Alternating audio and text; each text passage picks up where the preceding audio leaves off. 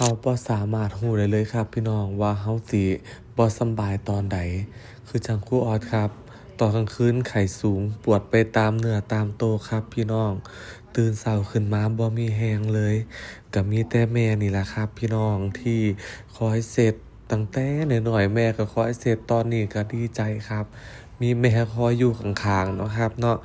เกือบขับรถไปหาหมอบ่ได้พี่น้องเอ้ย ปวดไปหมดพอได้ฉีดยาเนาะครับเนาะแล้วก็ได้กินข้าวต้มของแม่รู้สึกว่าดีขึ้นมากๆครับพี่น้องเพราะว่ากินแล้วเราก็นอนเหงื่อออกเต็มตัวเลยครับพี่น้องครูออสนะครับต้องขอบพระคุณทุกกำลังใจทุกการเป็นห่วงของพี่น้องสุขผู้สุขคนเด้อพี่น้องเบิ่งอันนี้กินน้ำนะครับเนาะ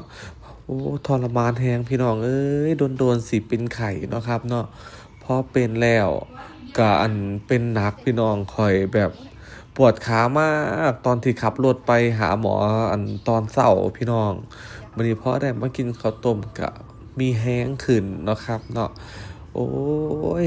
เลือกได้ก็บ่อยากเป็นไข้พี่น้องขอบคุณที่เป็นห่วงกันครับ